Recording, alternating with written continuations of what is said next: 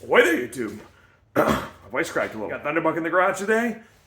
It's been doing some freezing rain a lot recently here in Michigan, and, well, I was having some fun doing some handbrake turns. About as much fun as you can have with 62 horsepower on ice. But I was having some fun, you know, sliding around 4-wheel drive, 2-wheel drive, pulling the parking brake. And then suddenly the parking brake got really loose. And this happened. So if those of you who've ever done drum brakes on it know that this is the parking brake cable, and it decided to commit to self-deletion. So, got new parking brake cables, gonna go ahead and throw those on, and then check out these knobby boys right here. Let's talk about these first, then we'll get to work. Oh yeah, check these out. So, these are Techno mini diggers. These are 175/65 R14. I got them mounted to some older Miata wheels. These are I believe these are the hollowed back ones, which they are like 10.8 pounds or something like that, I think. Not 100% positive on that, but they're pretty lightweight. These tires weigh about 20 pounds each. So a combo is a little over 30 pounds combined between the two, which is not terrible. So here's a decent size comparison with the 4CM ATZRs. You can see they're not far off from the same diameter. These are the tires I've been running before for a little while now. These are an all-terrain 185/70 R14 on a set of Toyota MR2 wheels, which these wheels weigh about 16 pounds from what I can find online. The bottle caps that are running on split over here weigh about 14 pounds, I believe. So I don't think these will be too far different in weight, so I shouldn't really notice too much of a performance loss going down the road, because, I mean, obviously these cars don't make a lot of power, so a little bit of weight difference in tire definitely is going to be impactful when driving on the road. So, obviously I'm not going to be daily driving these tires, but anyway, we'll see what they do. Okay, they are officially mounted, so I'm going to go head over to my buddy's house right now. He's got some stuff for me to pick up, and I'm going to go see if I can't play in his yard a little bit. This car is lifted. Forgive me for the loud noises, it's still on cold idle. But this car is lifted, so I can't guarantee stock will clear well. But I'm basically at full lock right there. Obviously it's not bouncing down, but I can fit my hands through here pretty easily. There might be a bit of rubbing, but I think we'll be okay. Yeah. It's close to that plastic liner, but it's not quite on it. So, anyway, let's go try these out. All right, well, forgive me for not having my tripod or a phone mount. I left it in my other car, whoops. But cruising down the road right now, about 60 miles an hour, and these tires really aren't that loud. It's actually pretty nice, I'm surprised. I figured they were gonna be a lot louder than they are right now. There's definitely a hum, you can maybe hear it in the background, but it's not bad. I've had wheel bearings that are louder than I've driven on. Whoops. So I'm gonna kick it up right now. I'm on the interstate.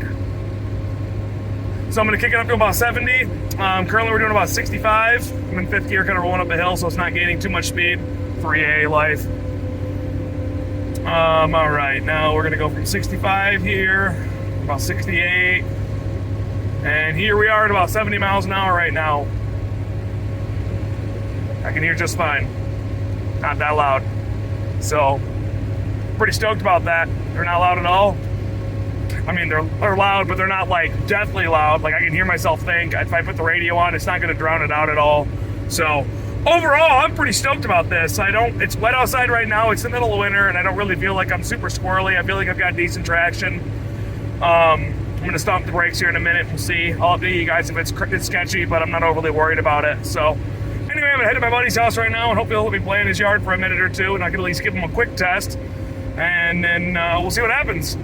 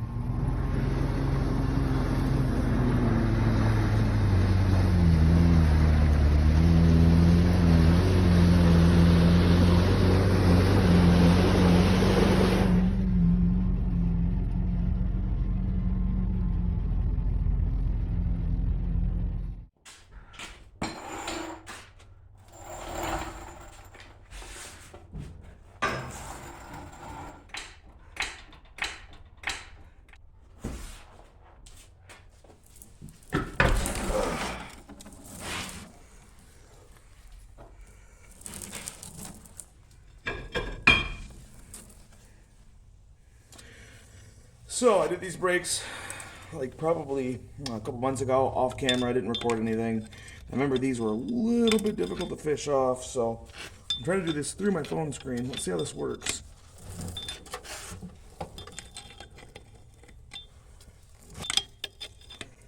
Yeah, it's probably going to be easiest for me to just drop the shoe. Oh, I don't want to do all that work.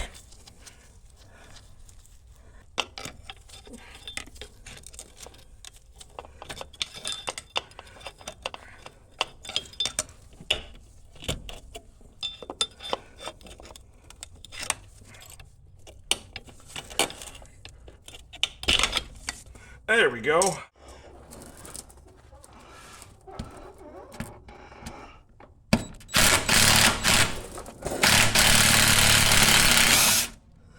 Wow, that came out actually really well.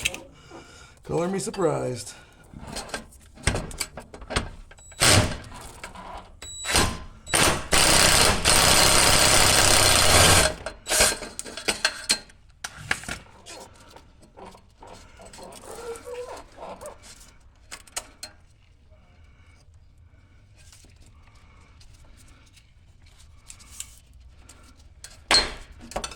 Okay.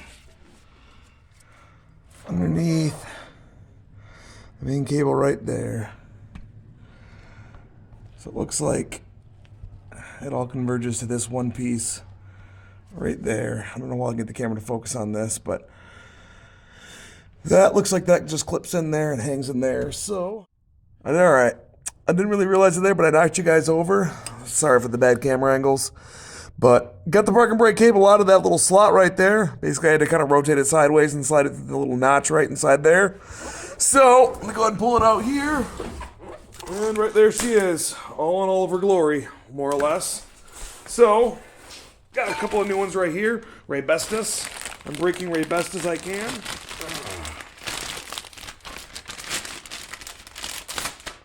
Sweet. So we got a couple zip ties on here to get cut off. Well, I'm failing miserably lately to record, but I got that in a slot. The cable itself needs to go in a little bit farther into this little slot right here, as you can see.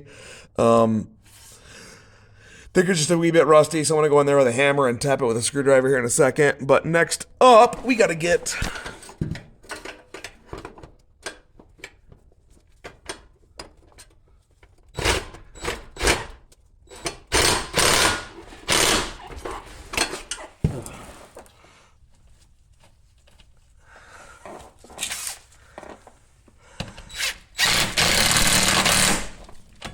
Okay. Well, I think that bracket's just a little bit looser than this is, but we're in tight, so we're gonna run it. All right. Well, cable is on. I'm gonna go ahead and get the wheel bolted down, or the drum bolted back down, and then we'll go ahead and pull the parking brake cable and see if it was just this side or if it was both. I did order both cables, but I'm really hoping to get away with just doing one side. So let's find out.